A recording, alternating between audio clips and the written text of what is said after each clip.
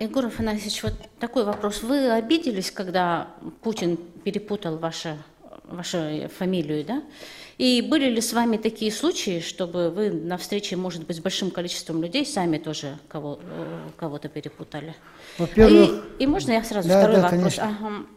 Ну вот у нас НВК уже продолжительное время без руководителя. Какая необходимость была, если на подходе нет какого-то человека, руководителя в другое место там переставлять? С чем это связано? И вообще хотелось бы знать, кто будет. Ну, до вчерашнего дня Андросов права, то кто-то его уволил, что ли? Вчера я разговаривал, Андросов был президентом НВК СХ.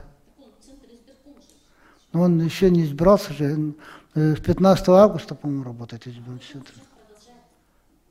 Он был, но святое место пусто не бывает. Я думаю, если мы сегодня примем по Андросову решение, если сегодня освободим, то я думаю, завтра найдем человека. Кандидатуры есть. Единственное, могу сказать, что будем искать более творческих людей. Почему? Потому что Иван Михайлович по материальной базе создал все-таки очень хорошую базу. Я знаю, что среди субъектов Российской Федерации такой материальной базы мало у кого есть. Я знаю, что у татаров такого нет. Поэтому он свою задачу выполнил. А что касается будущего, я думаю, более творческие люди подойдут. Это, во-первых, по НВК такой ответ, да? А что касается Владимира Владимировича Путина, то я никак не могу до сих пор правильно называть своего министра промышленности. Как увижу, так сразу забываю его фамилию. Панова. Я не знаю почему, но иногда бывает так. То есть руководители, ну, может быть, это я ошибаюсь, но есть свойство иногда вот так, когда вдруг появляется вопрос, иногда вот сразу можно отреагировать. Хорошо, что я даже обрадовался, что он не назвал ни Ивановым, ни Петровым, а ближе ко мне. Это, понимаете, все-таки Егор-то запомнился, значит, и Владимир Владимирович. Я обрадовался, наоборот, а не обиделся. Поэтому с этой точки зрения здесь ничего крамольного нет. Все-таки Владимир Владимирович в такой нагрузке находится. Бывают и моменты такие. Но он меня-то прекрасно знает. Если бы не знал совсем, это другой вопрос. Поэтому здесь как-то слишком там воспользоваться этой ошибочкой, которую он допустил, не думаю, не надо обижаться. Я читал некоторые реакции людей, молодых людей, там пожилых людей не было по большому счету. Молодых людей, которые якобы там пытались давать оценки, это неправильно. Я не такой человек, чтобы на что-то обижаться в целом.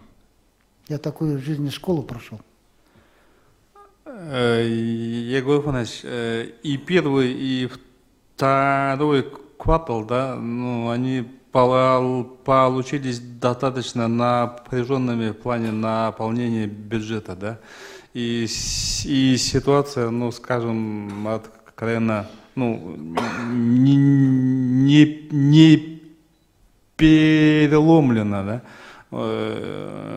Слава Богу, никаких затруднений там с отпускными бюджетниками там, и так далее не возникло, да, но тем не менее вот, ситуация довольно... Я понял вопрос, да, не возникнет по всем социальным обязательствам, никакой напряженности не будет. Зарплату все получат, ну, в крайнем случае по бюджету 2017 года. Социальные выплаты будут все оформлены, люди все получат. Будет напряженка по тем или иным мерам государственной поддержки хозяйствующих субъектов. Почему? Потому что, смотрите, что получается. У нас экономика, показатели хорошие, тенденция роста наблюдается. Но в финансах у нас есть определенная проблема по налогу на прибыль. То есть именно за счет, у нас же крупные предприятия работают в основном на экспорт, то есть продукция продается на доллары, и курс доллара сократился. И, соответственно, курс доллара снизился, и, соответственно, доходы снижаются. Рублевые доходы снижаются. И раз доходы снижаются, выручка снижается, значит и прибыль снижается. Мы по налогам, по налог на имущество, налог на другие виды, даже налог на физические лица, по доходам физических лиц, мы все идем с повышением по сравнению с прошлым годом. А вот налог на прибыль мы не выполним более 10 миллиардов рублей в этом году. Вот это создает напряженку по исполнению бюджета в целом. Но в связи с этим некоторые области, вот, сельское хозяйство немножко недополучило, коммунальное хозяйство сейчас недополучило до сегодняшнего дня, ну и другие хозяйственные расходы тех или иных министерств, они вот в первом полугодии недополучили определенные средства на покрытие своих затрат. Но в августе, с учетом того, что в августе мы получим дивиденды Алроса, и мы те кредиторки, которые появились, мы насколько возможно закроем. Но по зарплате и так далее здесь проблем в принципе нет. Егор Иванович, еще по тем же очередям, да, вопрос. Вы как-нибудь в пятницу вечером там заедете на Дарклах, может после этого там гаишники появятся, там, и милиция, там, или, который год уже, это уже это и не смешно, и плакать уже там слез нет, каждый год одно и то же. Но здесь я хотел бы сказать следующее. Я сколько помню, паром работает, а я помню достаточно много, это 50 лет минимум. Помню, как работает паром через Циркулена здесь. Вот за все это 50 лет, пятницу вечером, особенно в сезонное время, это речь идет, когда ягода начинается, когда сыха начинается, когда купальный сезон начинается, когда начало навигации и завершение навигации. Пятницу вечером с Якутска, и воскресенье вечером с Бестяха всегда нагрузка бывает. Но это они не постоянное явление, а разовое явление. Пока мост не построим, с этим явлением встречаться будем. Мы вели разговор с речниками, чтобы они, ребята, научились все-таки, насколько возможно, мобилизоваться и обеспечивать пятницу и воскресенье с доездом с другой стороны, снимать напряженку, но пока такой экономической финансовой основы у них нет. Чтобы половина пустовала, потом 2 дня работала. Поэтому вот такая картина будет. 4-й год работает ГАИ на этой переправе. Но как они работают, это тоже другой вопрос. Мы постараемся еще принимать дополнительные меры. Мы обычно дополнительные меры принимаем, особенно перед закрытием переправ. Когда максимум придется откуда-то приглашать еще парома, централизовывать и здесь работать. Егор Иванович, там, возвращаясь к этой теме, одна из проблем же даже не столько в том, что не хватает парома, а сколько в том, что полностью там фактически анархия, да, и там люди захватывают власть в этих очередях по праву самых наглых, нахрапистых, отсюда драки, конфликты и так далее. И вот вы говорите, что ГАИ эту проблему еще могут усугубить. Я сейчас подтверждаю, я был в многих случаях сам участником этого. Я просто хочу напомнить, когда был молодой еще, что лет 6 или 7 назад единовременно выставляли там пост ОМОНа, который стоял, и ОМОНовцы там прекрасно навели порядок, заворачивали. Мы, наверное, на такой шаг тоже пойдем. И их там чуть ли не на руках носили, они народными героями были. Особенно вот в середине августа и уже ближе к осени это будет толкучка. Я согласен, мы попросим МВД, чтобы ОМОН тоже подключали. Особенно вот 2 дня, пятницу и воскресенье. Я согласен с вами. Мы вот недавно ездили на сплав по линии Министерства охраны природы по Усмайскому улусу и увидели такие интересные настроения людей. Людям, конечно, внимание очень нужно. даже если это не совпадает с какой-то государственной политикой, но потом постепенно равновесие выстраивается. Да? Вот Якутия будет отмечать 100-летие гражданской войны, а у нас вот в средствах массовой публикации, книги, там, памятники, обелиски всегда стоят только красным во всех поселках, во всех городах. Да?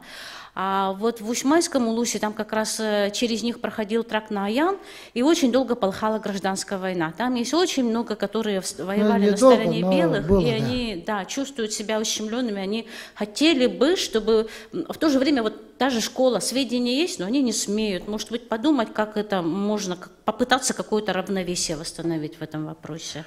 Вот здесь я попросил бы вас помочь, потому что я уже на эту тему вел разговор, и на эту тему мы сегодня ведем работу по разработке истории Якутии.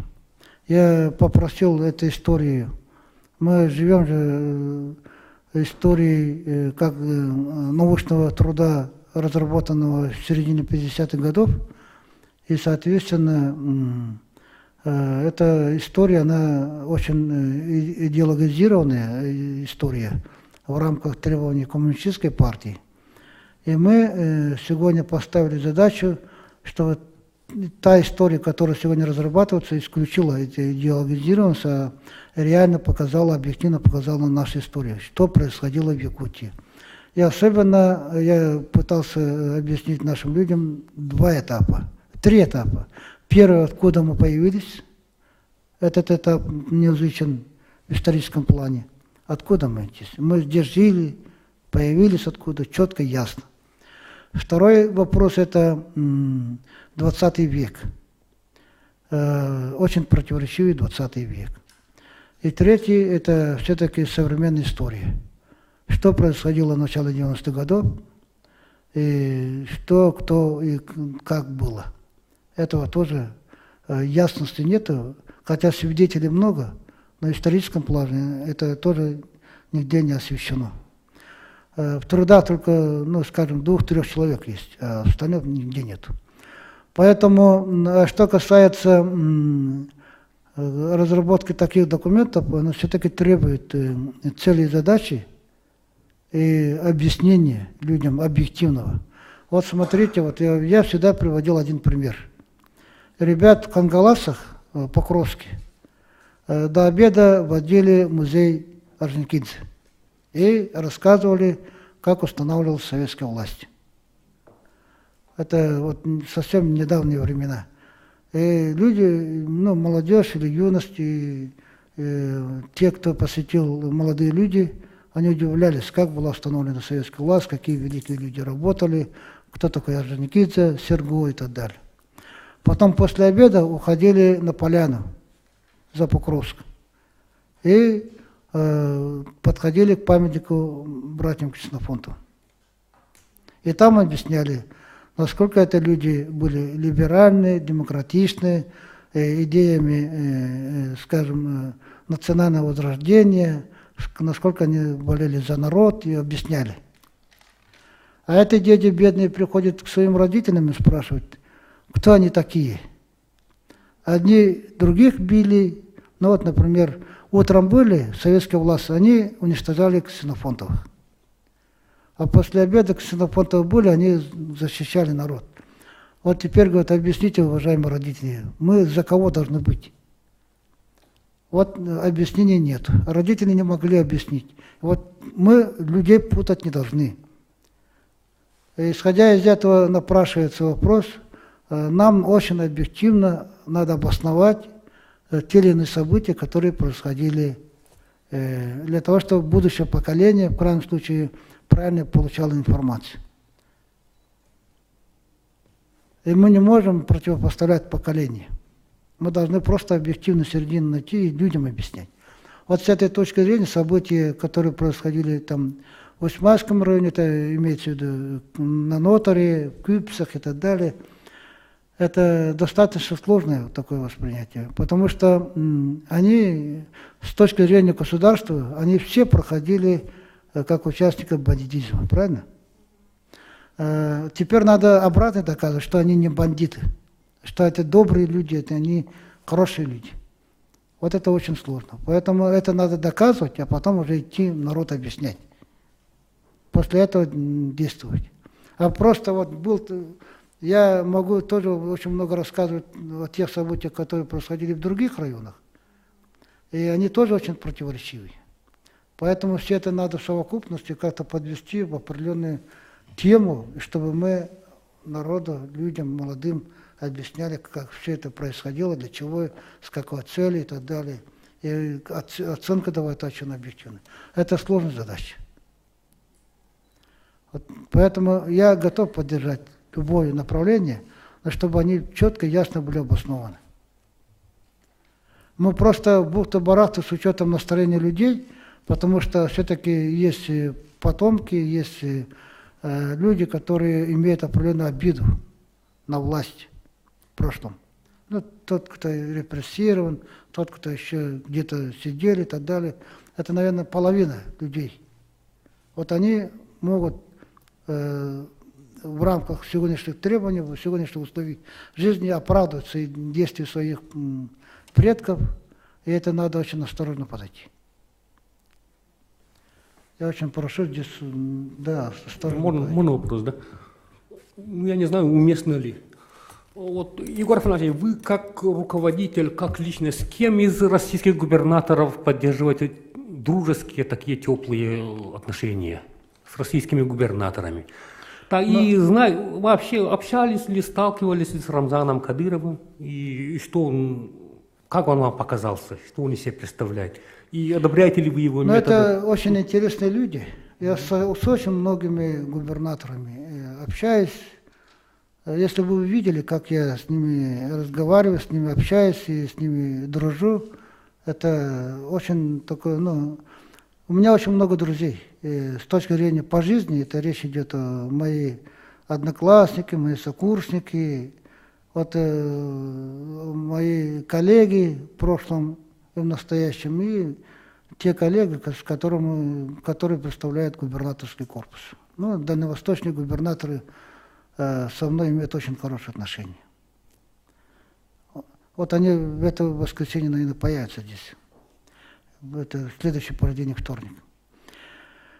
Потом, если вы задаете конкретные вопросы, то конкретные личности, пожалуйста. С Минихановым у нас очень хорошие отношения, с Хамитовым очень хорошие отношения, с Меркушкиным, с Королевым, с Кадыровым мы постоянно общаемся, с Тувинцем, Шалбаном, так скажем, да. И с другими у нас очень много. С Полтавченко у нас очень хорошие отношения. А вы как имели в виду? У меня есть деловые отношения со всеми губернаторами. Есть чисто... Я имею в виду дружеские. Дружеские. Что дружеские отношения? Я могу сейчас позвонить, кому хотите, просто по-дружески поговорить. Здесь у меня проблем нет. Егор Афанасьевич, этим летом вы стали инициатором проекта «Местные кадры в промышленность». И есть ли первые отзывы уже от крупных компаний? И будет ли продолжена работа? Продолжена не в том, что ежегодно мы будем отправлять, да? Мы как политика должны привести.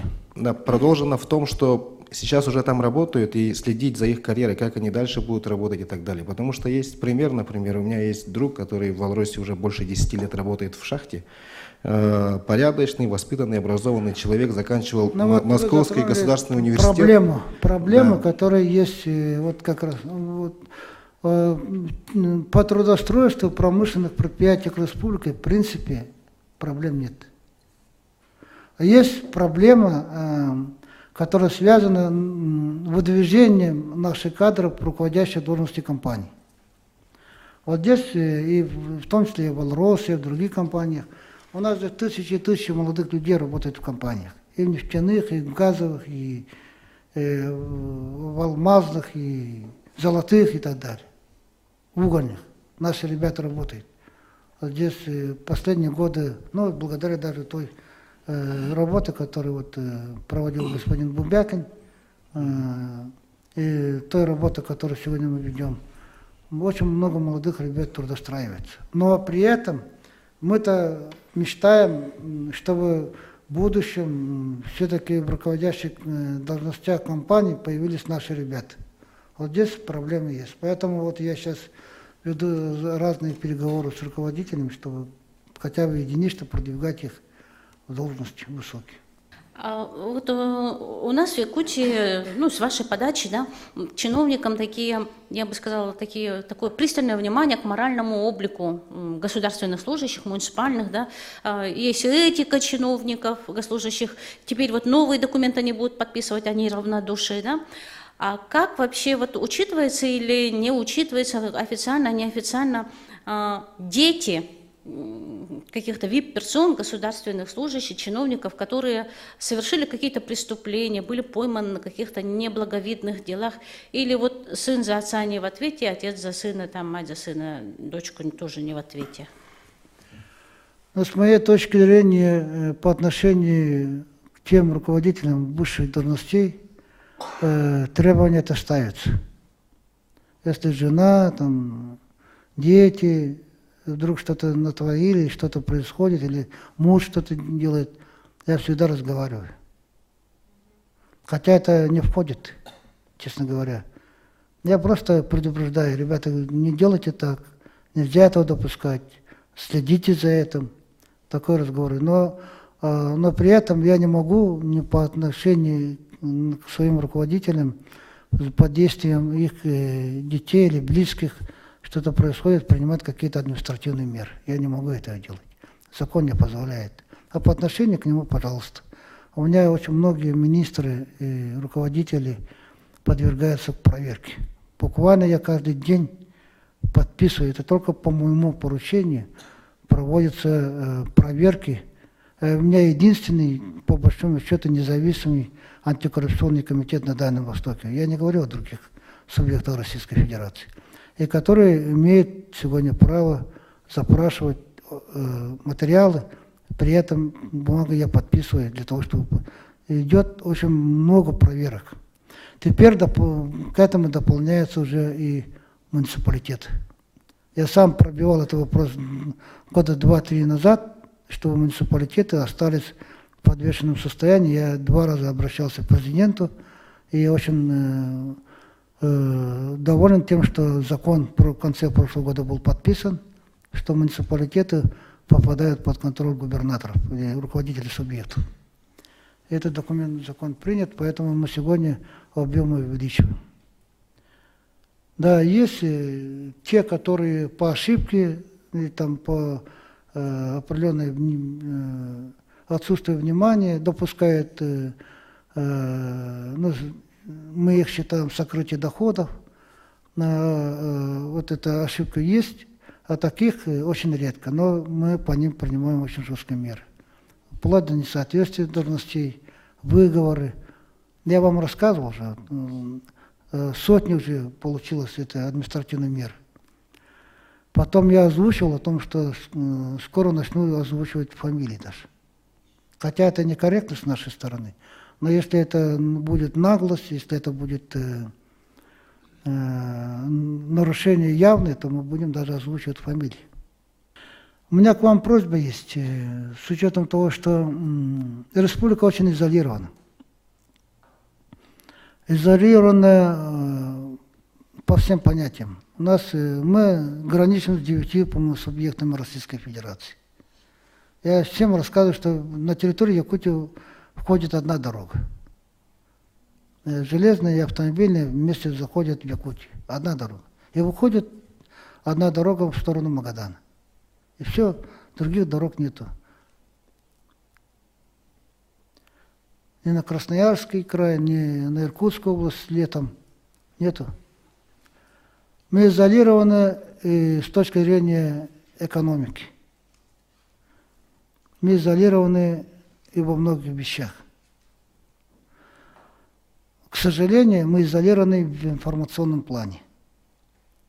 Раньше наши люди имели возможность читать газеты, журналы в очень многих количествах. Сегодня этого нет. Они смотрят только телевидение.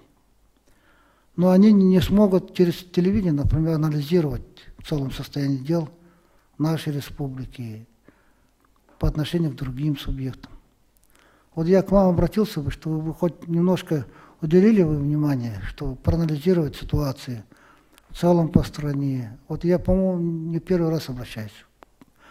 Хотя бы по Дальнему Востоку, субъекту, проанализировать, хотя бы сравнивать плохо, хорошо в Якутии. Это было бы очень полезно. И для людей, и для нас. У нас же хороший опыт не только у нас есть, но и за пределами же есть, который можно было применить в Якутии. Об этих вещах надо было рассказывать и так далее.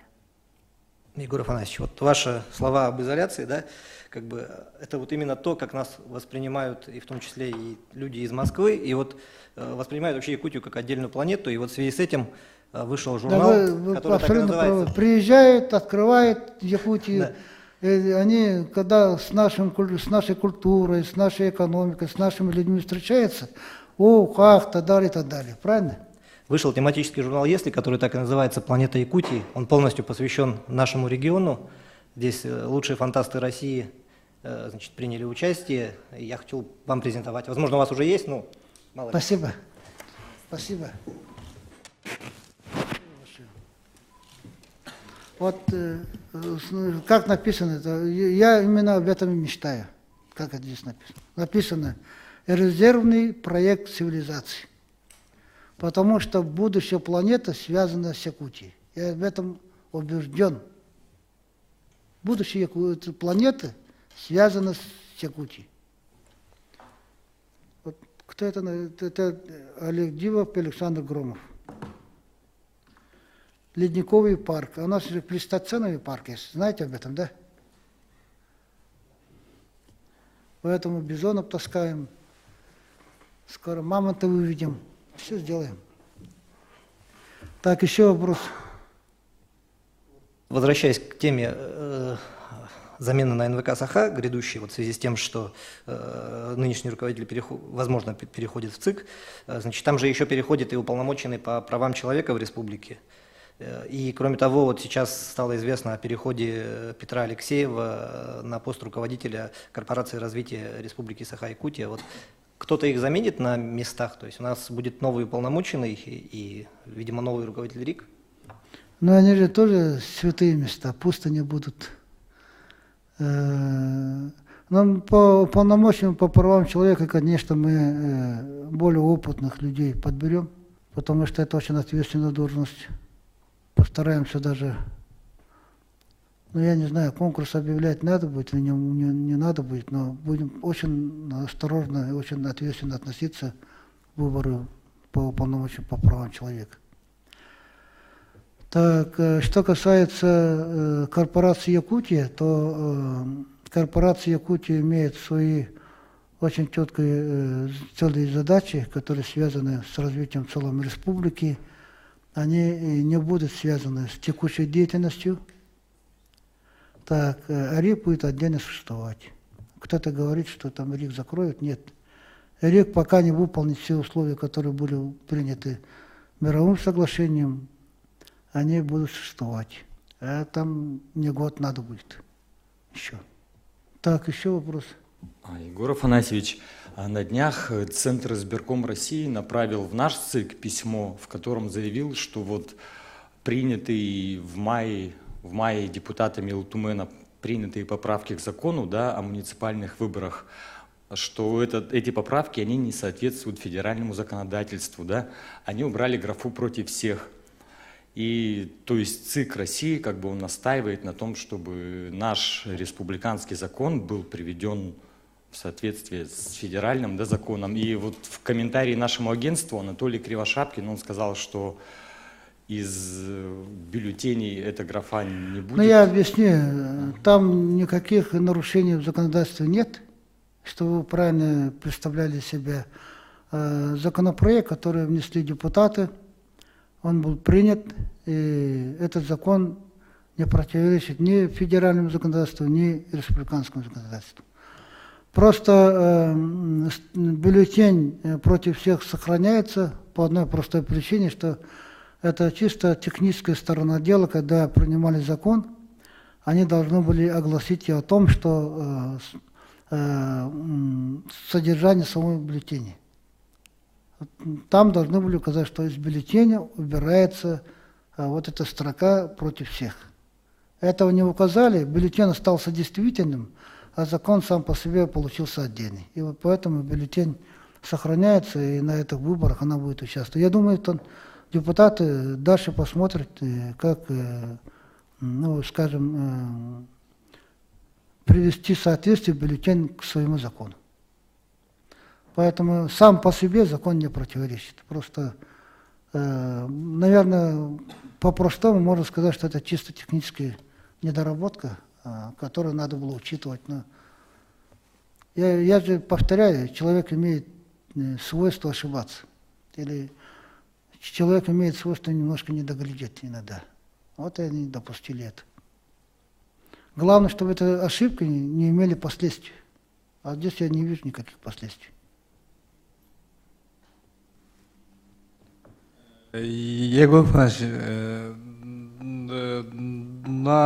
до какой стадии там дошли переговоры по Алгароса Ньотба с господином Ивановым, да?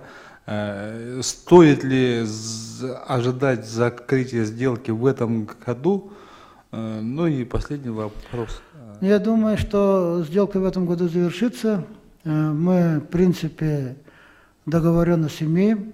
Уже есть определенные разногласия в цене вопроса.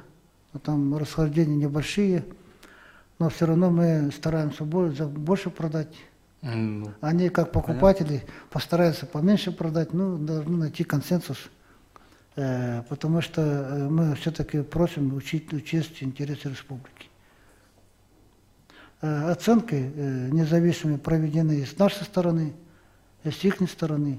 Вот мы их будем сейчас, чисто организационные вопросы формируются сейчас. Ну и, может, коллеги позволят мне последний вопрос, да? Почему последний? Крайний вопрос. Ну, крайний, да. Когда в отпуск собираетесь вы сами? Ну, я мечтаю, что на дне рождения не быть здесь. Обычно я стараюсь избегать всегда. Это не было случая, чтобы я официально где-то что-то отмечал, но в связи с этим я 2 недели, наверное, 2 недели, ну максимум 3 недели постараюсь получить, но обычно не получается. Я получу отпуск где-то в середине августа. Ну, на 2 недели, наверное, получится, не больше. Егор Афанасьевич, если уж так пошло по личной жизни, да, а вот вы на одном из совещаний, ну, очень многих удивили тем, что вы едва ли не каждый год обязательно заезжаете к своему другу, он там механизатор или кто ли? Он крестьянское в Кемерове. Крестьянское да? Кемеровском, да. Крестьянское хозяйство. Ну, и в этом году я обязательно заедете. заеду. Володя Филатов в Верхнечебулинском районе, село Верхняя Чебула, живет, он от Кемерово далеко. Простой русский парень, крестьянин, со своими сыновьями, все крестьяне. Самый лучший друг мой по жизни. В этом году к нему заедете? Обязательно. Я уже позвонил ему. Понятно. Да. Мы постоянно на связи. Хотя вживую в Якутии я его перетащил только в прошлом году. На Дети Азии. Я ему показывал игры Дети Азии. Конечно. Егор Афанасьевич. Оу. Это маған история вопроса тарылы бұдынан етекпін бағарабын. Эти памятниктер лухансы тоқтақтар, солталақтар, оны улусалар. Бейхе коммунисттар кемдерин өйдебелеринен нахал бақ, революционерлер улусалара оны памятниктер балдар. Onun история көнерин тухугар теңнир курдук хатар оңоллары боллар. Диханы бун колора көлүмнү рите оңолу бутан хачугей, ол генен баран кене атын улусугуок, болоса суок. Онтон эхил эн хабагарар булуктакын учуталын Василий Семенович Яковлев далан юбилейинен эме кени чорапчыгере турат итагас булу диханы бун жокускайга турара нададак булу диханы бун тойдан сахайрин историятер бастыкыннан эти араман цорибута, onun tığın дарқаны кітті тәңге жокускайге кені памятниге оны улысата бар болар ден. Энере болбаққа бихи сақан ұротугар сүгірер жанлар бары бағарабыд. Оны ен тоқтияғанығыны. Я отвечу на русском языке, потому что другие тоже понимали. Речь идет о увековечении имени тех людей, которые в историческом плане в некотором роде или забыты, или по разным причинам, или не оценены представители якутского народа, включая Калимнира Никифорова, включая Далана, моего учителя. Вот, Иван ставит так. Понимаете, исторические памятники и исторические события, которые происходили, имеют свое значение. Я еще раз возвращаюсь к той теме, которую отвечал Софья, о том, что по этим делам надо очень четко разобраться. Разобраться и довести правильно, чтобы народ сам понимал и оценивал. Ну вот Калимнира сегодня народ оценивает. Да, мы согласны. Есть фамилии, которые появились, но которых народ еще не оценил. Но в историческом плане и люди, которые их поддерживают, они их продвигают. Калимнира тоже долго продвигали, долго этот вопрос поднимали. Они в свое время были забыты. Это Калимнир, например, это один из таких либеральных политиков начала 20 века, который очень жестко противостоял тем же Аюнскому и так далее. Хотя они тоже воспользовались определенными взглядами Калимнира. Вот мы должны найти точки соприкосновения их, чтобы рядом Калимнир стоял и рядом стоял Аюнский, и мы правильно объясняли людям. Они же друг друга уничтожали, и это надо объяснять людям правильно. И если мы такие вещи докажем, вот по Калимниру, например, мы доказали, что когда формировали государственность республики в начале 20 века, взгляды и Калимнира, и наших молодых интеллигентов или молодых революционеров, они как бы совпадали. Поэтому мы взяли это за основу и поставили памятник. И по другим то же самое надо делать. Теперь о том, что уравновешивать или, скажем, сглаживать, уравновешивать, больше, наверное, подходит слово, мы никак не можем. Мы не можем Ленина снять с площади Ленина. Мы не можем Петровского снять с дворца Карла Маркса, не можем снять со сквера. Да? Это исторически сложилось так, что люди воспринимают как исторический памятник, может быть, многие не понимая смысл содержания этих памятников. Они появились, они стоят, они будут стоять. Сейчас я своих внуков спрашиваю, этого Владимира Ильича Ленина знаете или нет? Мои младшие внуки не знают. Вот я объясняю, вот это Владимир Ильич Ленин делал революции, делал развитие и так далее. Но я вынужден так объяснять. Поэтому вот увековечивать возвращенные имена нам надо. Это я согласен. И очень грамотно надо делать. Поэтому мы же это делаем. Но просто лишь бы ради этого нельзя делать. Нам надо главное. Вот я был, например, в Верхневилийске. В Верхневилийском районе.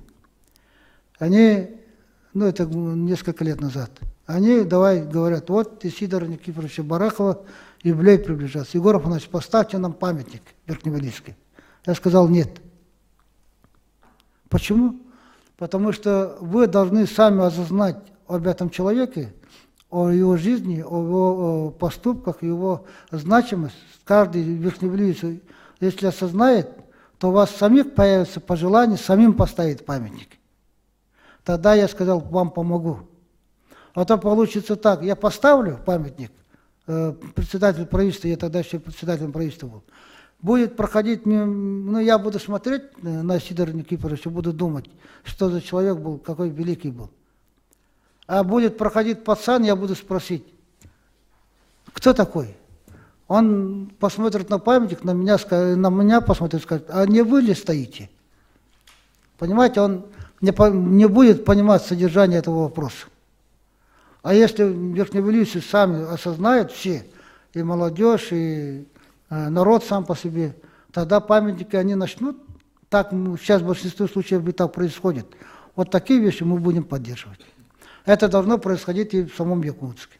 Потом мы и Сидору Никифоровичу поставили же хороший памятник. Поставили. Вот так должно происходить.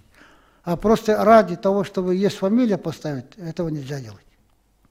Поэтому я согласен с вами, возвращенные имена надо увековечивать, но надо делать так, чтобы люди сами осознали потребность этого памятника. Есть вопрос по туризму. Хочется узнать ваше мнение, Егор Александрович, по точечному туризму. Вот многие из нас вот ездят по разным регионам, даже другим странам. Там вот видишь и думаешь, почему там вот делают так, чтобы из каких-то вот маленьких событий делают такие вот интересные вот памятники, и как бы там и на этой основе развивают туризм. Допустим, в Италии там памятник поставили вот, Ромео, Джульетте, а в Петербурге там есть такие вот мультгероям разным памятники. И у нас, я считаю, что в Якутии тоже можно было идти по этой дороге. Скажем, в Вилюйске есть вот место Аргона Таптал, в Амге есть вот место сады Широких Полянского или Калькачан Кюнигурастырова, или, может быть, в Аймаконском Улусе есть вот место проведения первого сыха Алексея Кулаковского. Вы можете дайте вот такое поручение профильному министерству, чтобы он вот таким вот точечным, таким вот, ну, может быть, маленьким событием. И, конечно, это зависит, конечно, от местных властей. Я понял. Вопрос понял. Понимаете, здесь что происходит? Во-первых, сравнивать с Италией и сравнивать с другими, даже с Санкт-Петербургом, будет немножко некорректно. Почему? Потому что все-таки туризм там развивался очень долго. Очень долго. Точечные объекты, которые вы говорите, они появятся. Здесь абсолютно я не сомневаюсь. Но дело в том, что нам нужно организовать, во-первых, по туризму должны появиться доминанты. То есть все такие объекты, которые имеют определенное значение не для населения, не для республики, а для всего обозрения туристов. То есть любой турист, который приезжает с любой страны, должен быть удивлен. Вот, например, является Ленинские столбы, да, или наша тема полюса холода, или это наша тема поля, зимой это у нас как называется, это северное сияние, да. Это алмазные копии наши, они являются как бы доминантными. Мы можем привлечь в эти доминантные объекты туристов, и к этому должны появиться те, которые привлекают внимание туристов. Ну, приехали, Ленинские столбы видели, и больше ничего нет. Поэтому должны появиться уже рядом с ними те доминантные. Ну, это один вопрос. Но главная проблема это не в этом у нас. Главная проблема у нас в инфраструктуре. Нету. Просто иностранец приезжает, жить негде. Поэтому, полюс холода тоже приезжает, но там же тоже жить негде. Вот была у меня в гостях вот одна из таких ведущих фотографов в Японии, девушка молодая. Приехала из окружения, там у них император или как называется. С этого окружения приехал фотограф, приехала и поехала. И что мы сделали? Посадили на УАЗик. Никто не догадался, что надо было на хорошую машину посадить. Посадили на УАЗик. Продавала, ну, понимаете, УАЗик. Притом на старый УАЗик. Она проехала в Аймакон, вернулась простывшая. Но при этом она с таким удивлением рассказывает, что там такие события. Она столько фотографий сняла, пока зимой-то, по-моему, в феврале месяце туда ездила. И такое впечатление хорошее. Но при этом она поймала все то, что ее интересовало по пути. То дерево стоит, то часовня стоит, еще что-то стоит. И она везде снимала, лошади стоят, коровы стоят. Почему-то зимой коровы на улице оказались. И она говорит, это ваши коровы, которые зимой здесь живут прямо в зимнее время. Вот у нее такое представление. Вот поэтому туризм должен иметь инфраструктуру, и определенный доминантный объект, вокруг которого мы должны создать. Ну, например, Италия, Западная Европа – исторические страны, это исторические объекты. Замки, там, какие-то цари, там, князья жили, и там были дворцы, которые привлекают туристов, а рядом уже появляются точечные объекты. Егор Афанасьевич, в пятницу вы подписали указ о поддержке одаренных детей в Якутии. А вы можете дать простой совет, что делать, если родители вдруг почувствовали, что у них растет одаренный ребенок? Куда им обращаться? В моем понимании, дети все одаренные. Вот мои внуки, например, тоже одаренные. Я с внучками так отношусь. Ну, у меня, например, внучка не последняя, вторая снизу. Она занимается, любит химию. Ну, любит химию. Родители относятся очень скромно и не обращают внимания. Вот у каждой семьи так.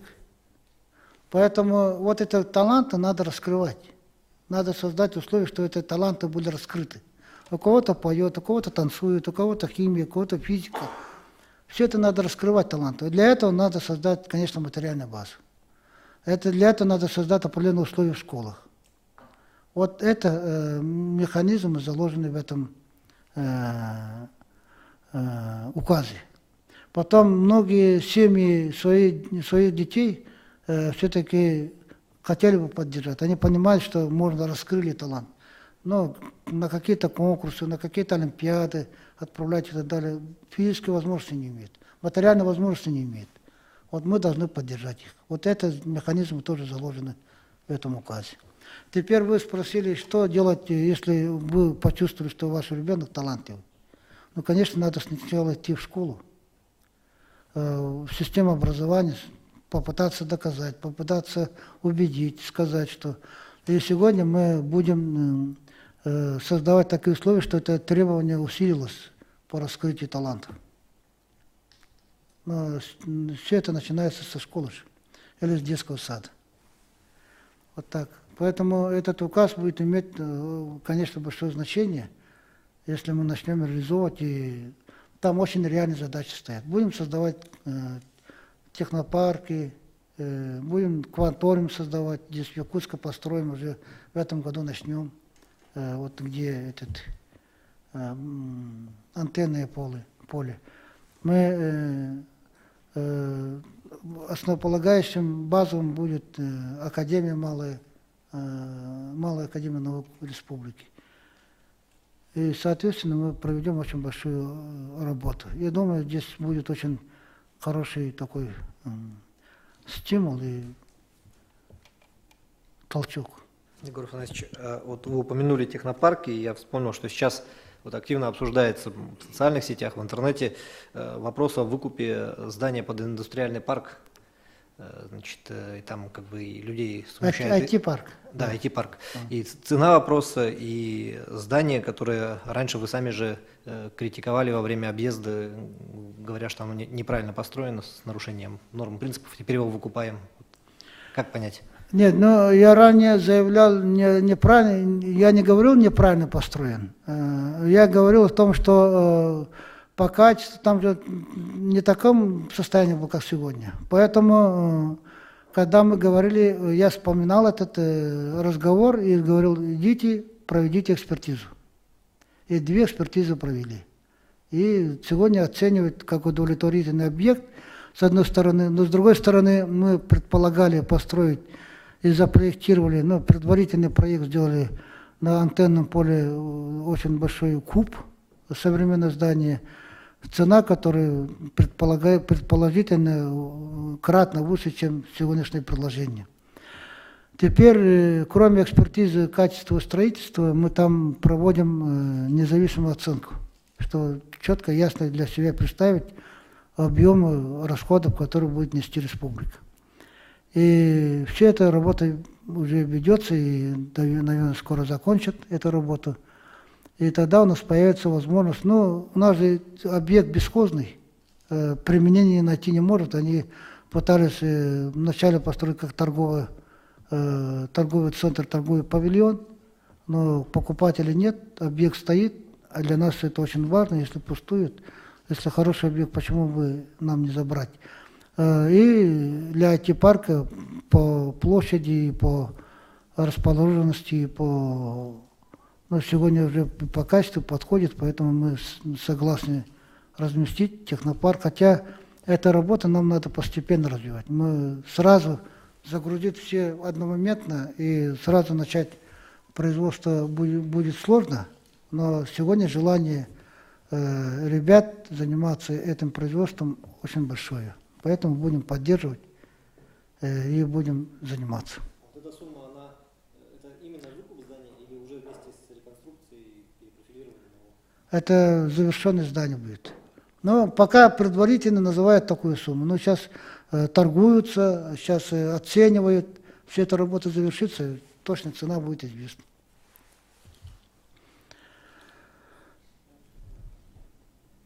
Можно еще продолжение вот про детей? У нас гражданский форум недавно состоялся, и там была секция по детству, и там выступал Михаил Ефимович Николаев, и он выступил с инициативой, ну я так понял, в адрес правительства о создании так называемой Академии Десятилетия, которая в рамках указа президента Путина о объявлении в России Десятилетия детства, чтобы это была как бы такая, ну, как я понял Михаила Ефимовича, такая структура, которая абсорбирует в себя вот как раз вот все вопросы, связанные с продвижением одаренной молодежи. Вот вы как относитесь к этой инициативе? Ну, я уже 2 года как создал Малую Академию наук, где уже талантливые ребята подбираются и получают стипендии, занимаются. И притом очень хорошие ребята, я уже с ними общался. Я думаю, над структурой создавать не будем, а будем именно конкретно централизовать, через эту академию будем заниматься. У нас, кроме этого, еще есть Малая Академия сельхознаук, которую я создавал уже 10 лет назад, 20 лет назад. Она тоже очень успешно работает. У нас еще появится структура. Это технопарки, технополисы, инкубаторы и так далее. У меня сейчас Инстаграм очень хорошо заработал. Я обратную реакцию получаю от людей по тем или иным решениям, по тем или иным действиям. Кому-то нравится, кому-то не нравится. Это очень важно, потому что мне надо это всегда в текущем режиме иметь в виду. И думаю, что и там могут появиться хорошие идеи. Вы же, наверняка кто-то следит за этим, или никто не знает об этом. Знаете, да? Да. И важно, может быть, вы там тоже выступите, какие-то предложения дадите. Я каждый вечер читаю. В течение дня не могу, но вечером я обязательно анализирую те или иные комментарии. Вот. По визиту я уже около 300 комментариев получил, это очень важно. И такие вещи будем и дальше продолжать. Ну, спасибо. Следите за ситуацией. Я все-таки в последнее время все-таки наблюдаю, все-таки объективности больше становится. Это очень важно, это очень нужно для людей. Поэтому хотел бы поблагодарить за это. Ну а так, работайте. Успехов вам. Спасибо.